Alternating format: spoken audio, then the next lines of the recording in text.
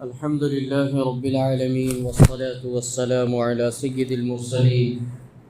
وعلى آله وأصحابه أجمعين أما بعد. وقد قال الله تبارك وتعالى في القرآن المجيد والفرقان الحميد: أعوذ بالله من الشيطان الرجيم. بسم الله الرحمن الرحيم. والفجر وليال عشر والشفع والوتر والليل إذا يسر. صدق الله العظيم.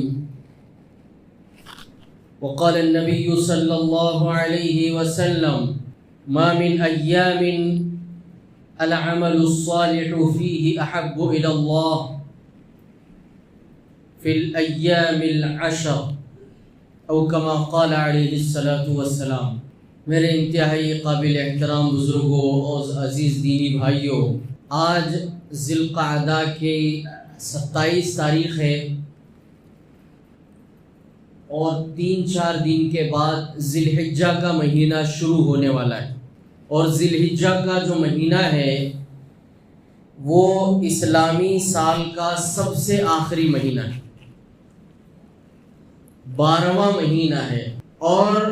ذی الحجہ کا مہینہ بھی ان 4 مہینوں میں سے ایک ہے جن کو اشہر حرم کہا گیا ہے، یعنی حرمت والے مہینے، عظمت والے مہینے، برکت والے مہینے، اور ان مہینوں میں عبادت کو اللہ تبارک و تعالیٰ نے اجر و ثواب میں اضافے کا ذریعہ بنایا ہے۔ لڑائی جھگڑے، جنگ و جدال، قتل و قتال سے اللہ تعالیٰ نے جن 4 مہینوں میں منع فرمایا ہے ان میں سے ایک ذی الحجہ کا مہینہ بھی ہے۔ اللہ تبارک و تعالیٰ کا ایک نظام ہے، اللہ تبارک و تعالیٰ کا ایک طریقہ ہے کہ اللہ تعالیٰ بعض دنوں کو، بعض مہینوں کو، بعض راتوں کو، بعض گھڑیوں کو فضیلت والی بناتے ہیں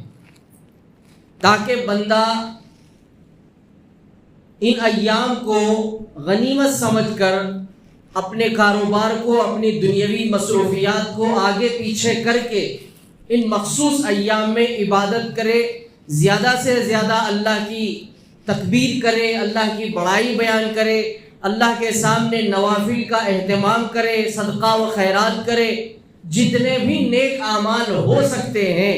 وہ ان ایام کو غنیمت سمجھ کر کرے تاکہ اللہ تبارک و تعالیٰ اس کے نام اعمال میں اضافہ فرمائے۔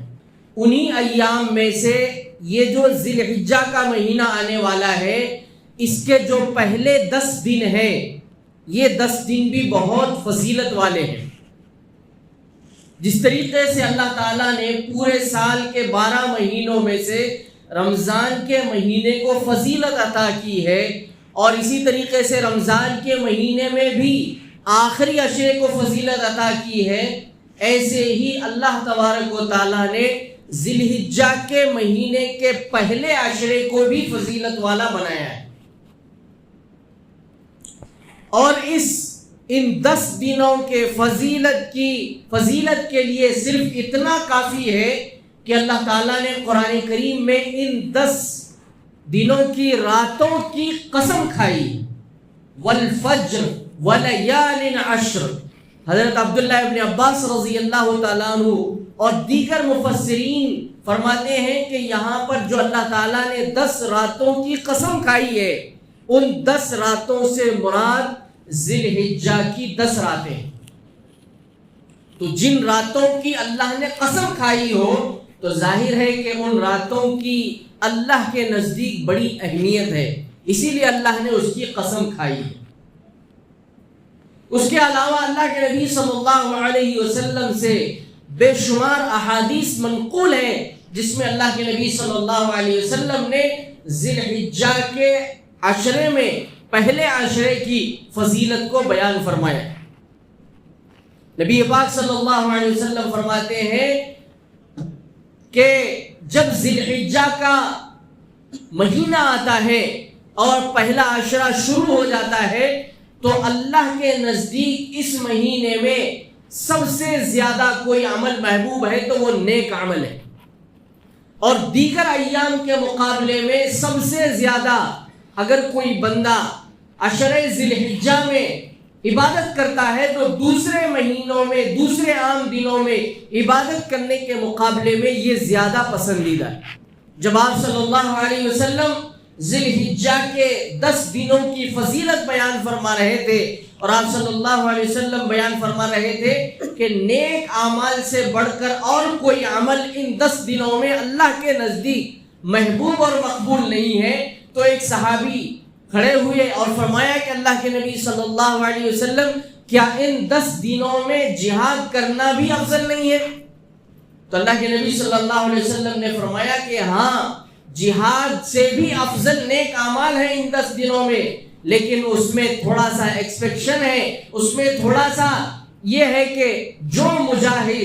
جو بندہ اپنی جان اور اپنا مال لے کر اللہ کے راستے میں جاتا ہے اور پھر شہید ہو جاتا ہے تو اس کی یہ شہادت نیک اعمال سے بڑھ کے۔ تو ان تمام روایتوں سے اندازہ ہوتا ہے کہ ان 10 دنوں میں اگر ہم کثرت سے نیک اعمال کرنے کی کوشش کریں گے، اپنے آپ کو گناہوں سے بچانے کی کوشش کریں گے، تو یہ 10 دن بھی ہمارے نام اعمال میں اضافے کا ذریعہ بنیں گے، اور ان 10 دنوں کی جو عبادت ہے یہ میدان محشر میں ہمارے لیے کامیابی کی ضمانت بنے گی۔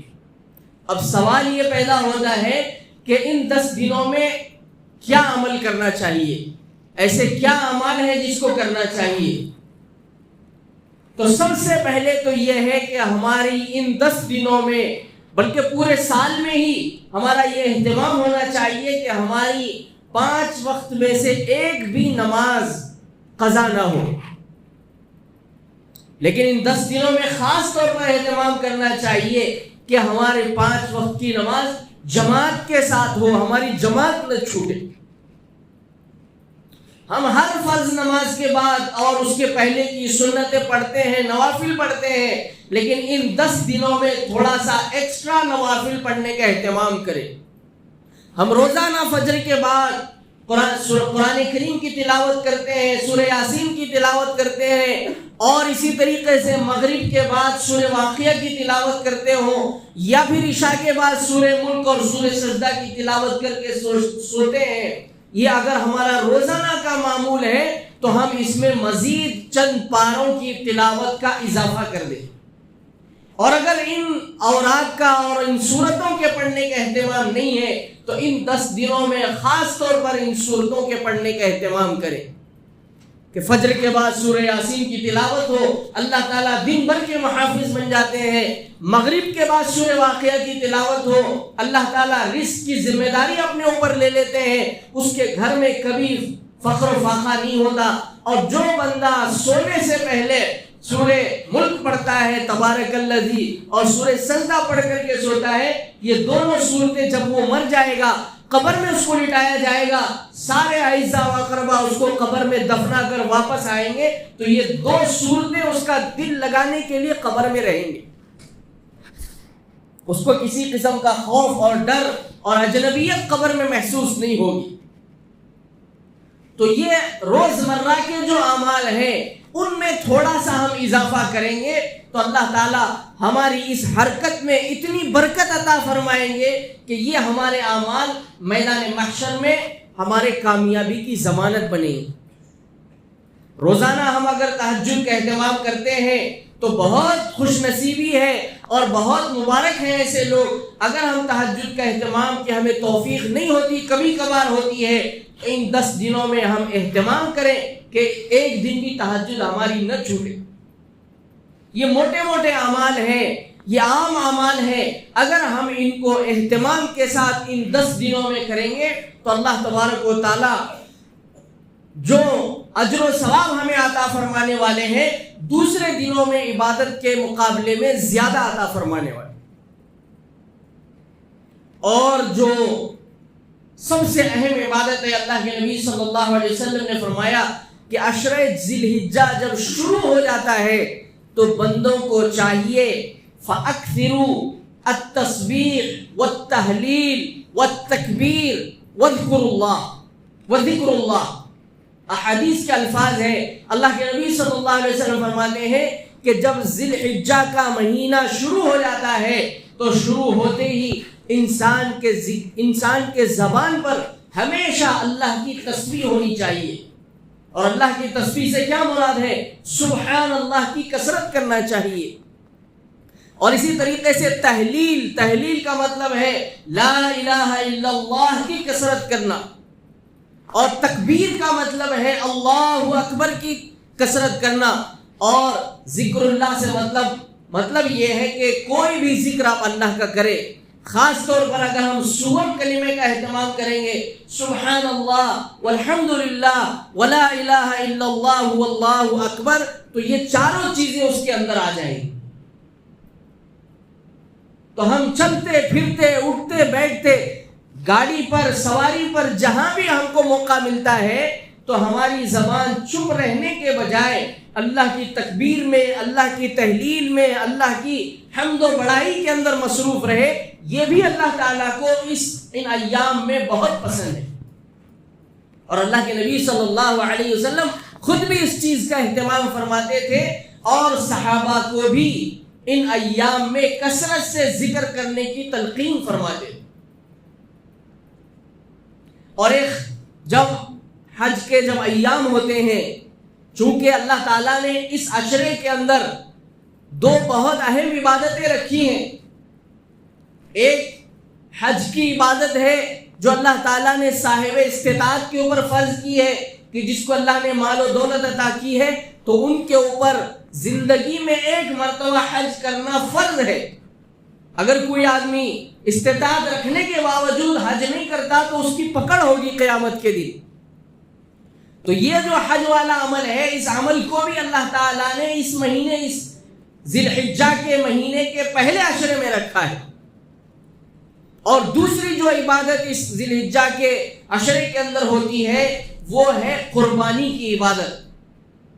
کہ ہر صاحب استطاعت پر اپنی طرف سے قربانی دینا واجب ہے. اگر وہ قربانی نہیں دیتا ہے تو فلا یقربن مصلانا، اللہ کے نبی صلی اللہ علیہ وسلم نے فرمایا کہ ایسا آدمی عیدگاہ میں عید کی نماز پڑھنے کے لیے نہ آئے، اس کو آنے کا کوئی حق نہیں ہے. تو اس سے اندازہ لگا سکتے ہیں کہ قربانی کا عمل بھی کتنا ضروری اور کتنا اہمیت والا ہے. اور اسی طریقے سے حج والی جو عبادت ہے یہ بھی کتنی اہم اور ضروری ہے. یہ دونوں عبادتوں کو اللہ تعالیٰ نے ذی الحجہ کے پہلے عشرے میں رکھا ہے. تو اس سے اندازہ ہوتا ہے کہ یہ جو پہلا عشرہ ہے اللہ کے نزدیک بہت اہمیت والا ہے. اور جو لوگ اس عشرے کے اندر عبادتوں کا اہتمام کرتے ہیں، ذکر و اذکار کی کثرت کرتے ہیں، تو اللہ تبارک و تعالیٰ کی طرف سے ایسے لوگوں کے اوپر رحمتوں کی، برکتوں کی بارش ہوتی.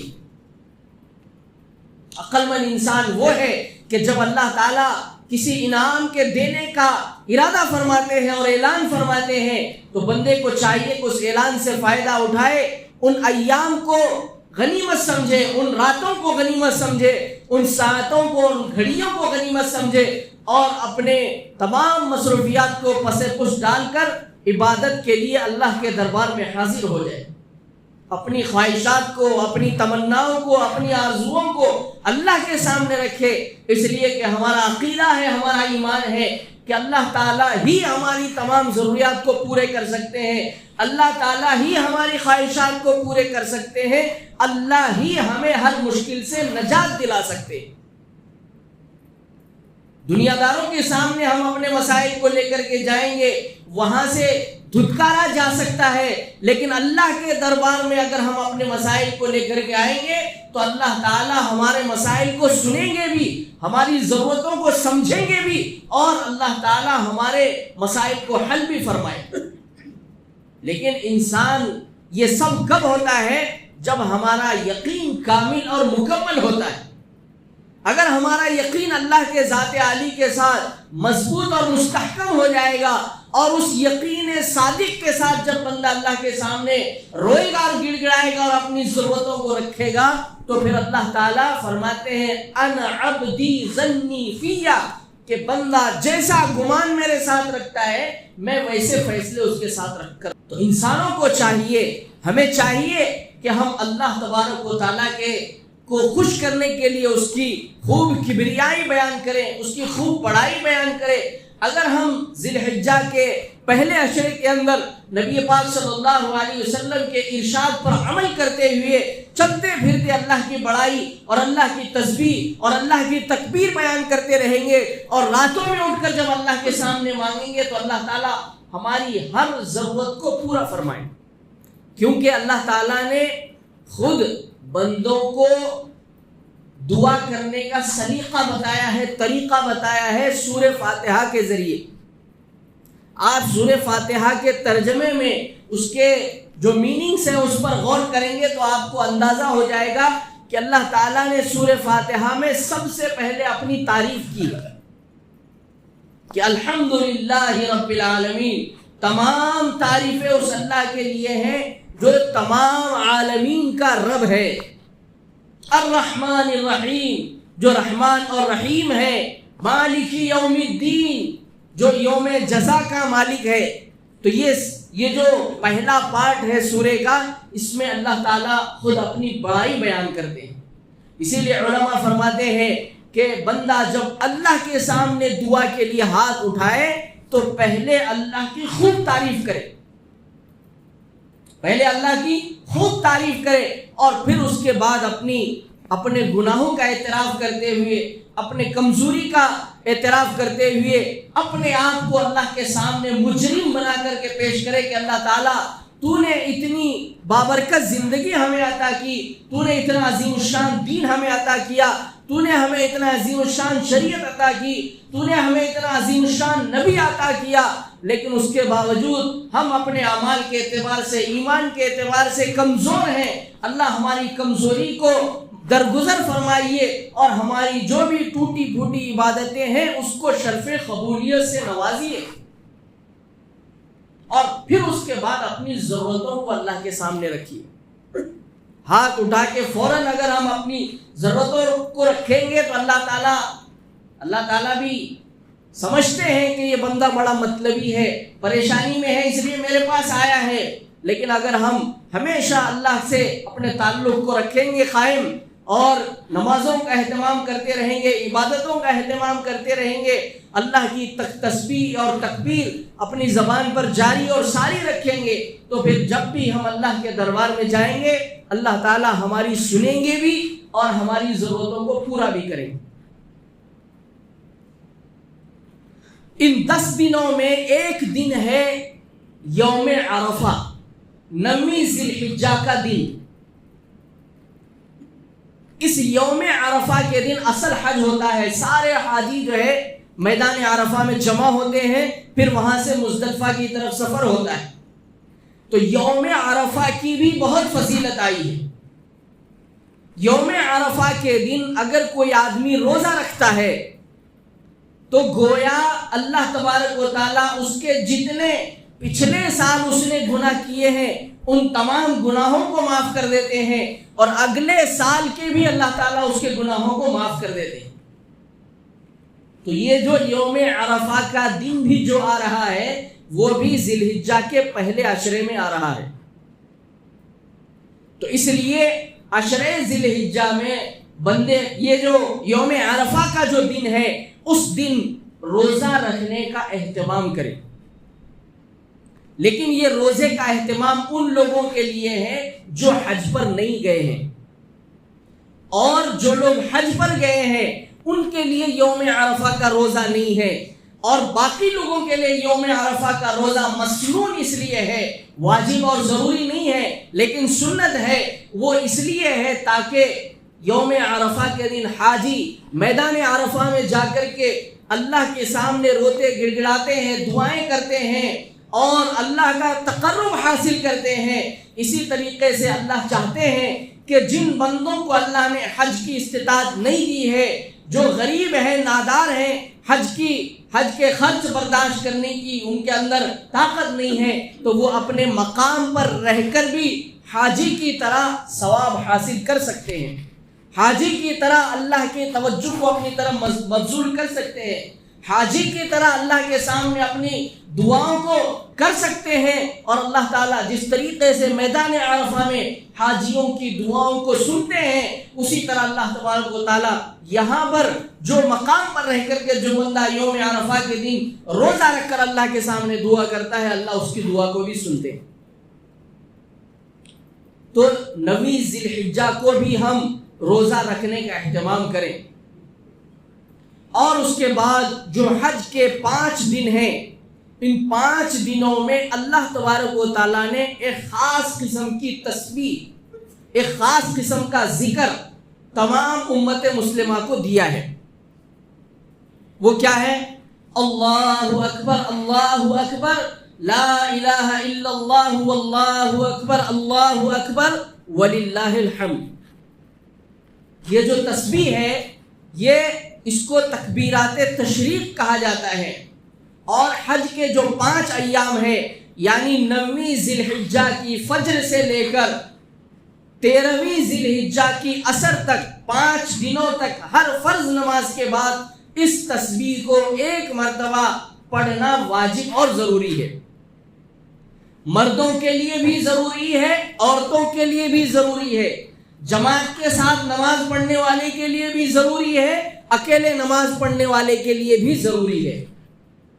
لیکن مرد حضرات تھوڑا سا بلند آواز سے پڑھنے کی ان کو اجازت ہے، لیکن خواتین جب اس تسبیح کو پڑھیں گے تو وہ آہستہ پڑھیں گے۔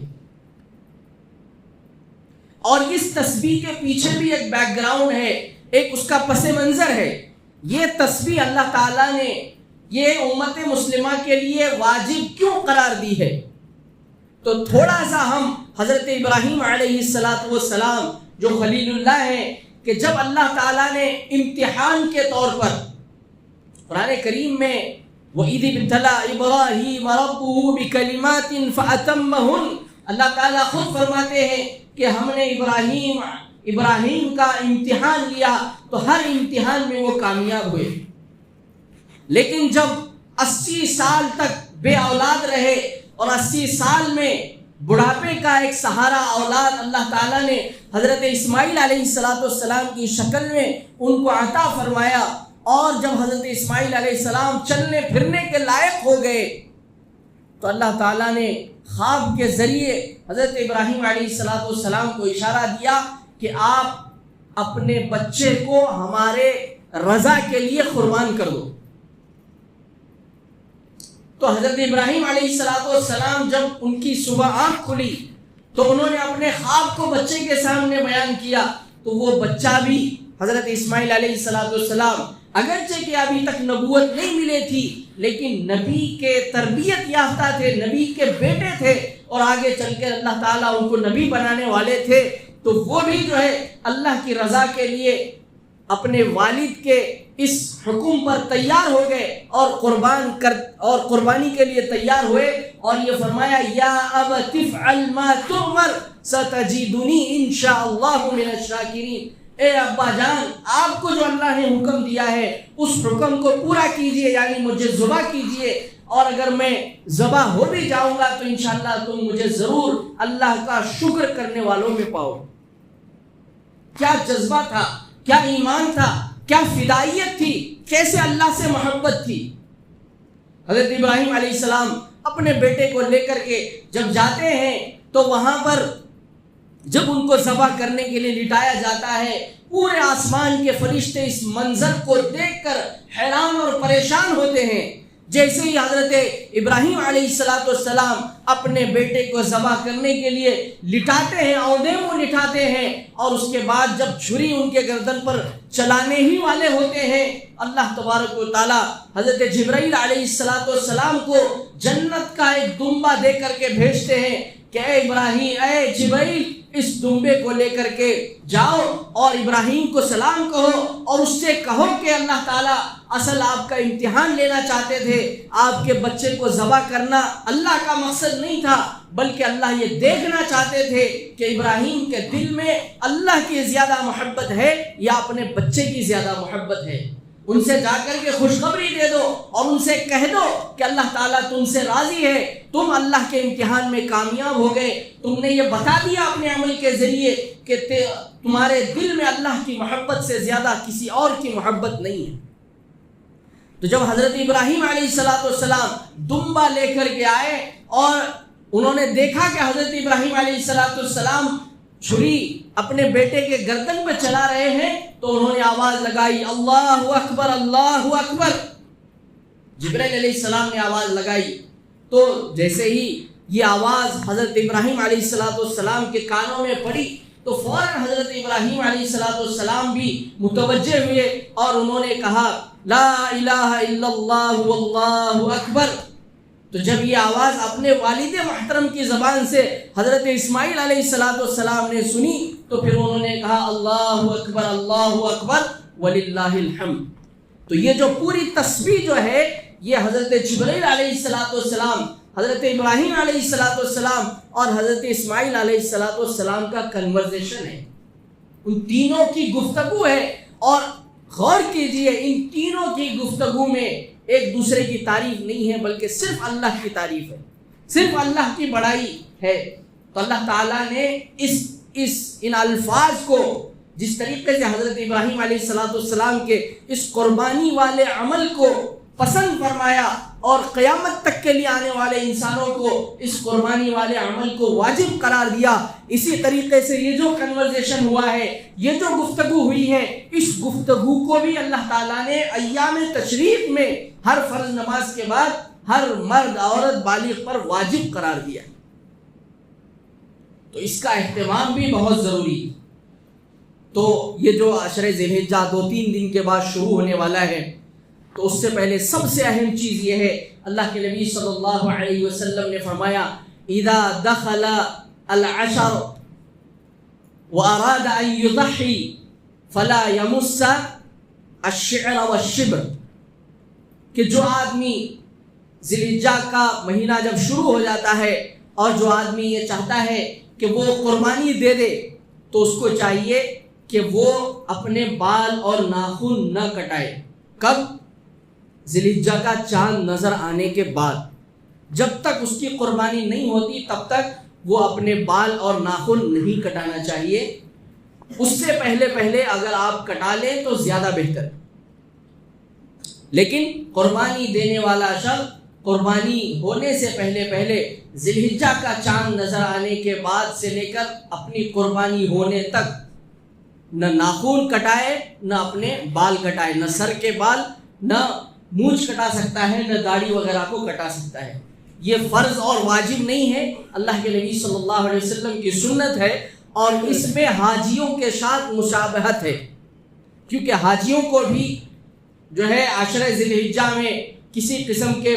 بال وغیرہ کاٹنے کی اجازت نہیں ہے، ناخن وغیرہ کاٹنے کی اجازت نہیں ہے۔ اسی طریقے سے جو لوگ حج کو نہیں جا سکے وہ بھی جو ہے حاجیوں کی مشابہت میں اپنے بال ناخن وغیرہ نہیں کٹائیں گے، تو اللہ تعالیٰ حاجیوں کی مشابہت کی وجہ سے ان کو بھی اجر و ثواب عطا فرمائیں گے۔ تو یہ چند چیزیں ہیں، اللہ تبارک و تعالیٰ سے دعا ہے کہ اللہ تعالیٰ ہم سب کو اس پر عمل کرنے کی توفیق عطا فرمائے۔ جو حضرات سنتیں نہیں پڑھے سنتیں پڑھیں۔